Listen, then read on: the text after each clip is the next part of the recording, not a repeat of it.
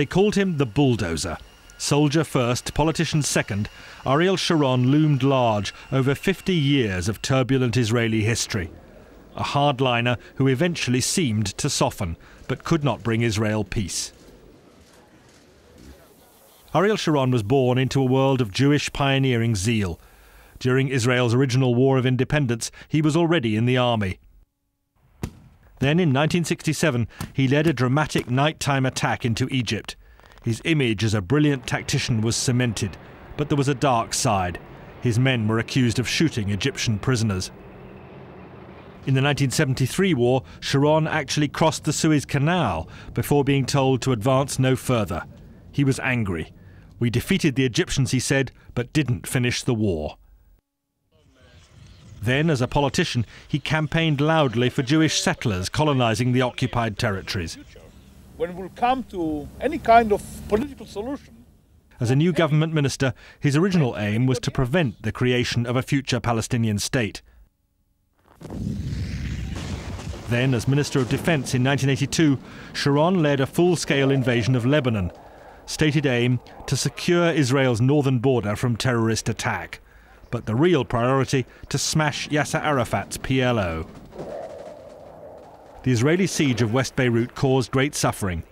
Christian militias close to Sharon moved into the refugee camps of Sabra and Shatila and slaughtered unprotected Palestinian civilians.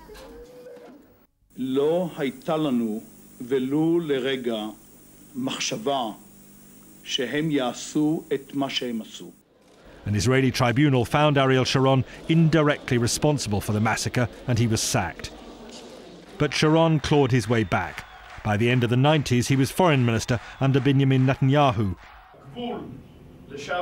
His ambition to take over the right wing in Israeli politics led him to a highly provocative visit to the Al-Aqsa Mosque on Jerusalem's Temple Mount. It triggered a Palestinian uprising, but it also helped sweep Sharon into power. Ariel Sharon promised Israelis peace with security, but brought neither. Palestinian suicide bombs triggered ever harsher Israeli punishment. Sharon once again pitted against his old foe, Yasser Arafat. We regard Chairman Arafat as an enemy. Ariel Sharon spent most of his life fighting Israel's enemies. One of his final acts was to build a barrier to keep them out. But he also adapted politically, withdrawing from the Gaza Strip and a part of the West Bank, defying his original supporters, the Israeli settlers.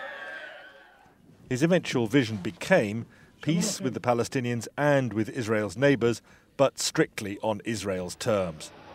But then, in January 2006, Prime Minister Ariel Sharon suffered a massive stroke. He went into a coma and never recovered. Ariel Sharon died with peace still apparently a distant prospect.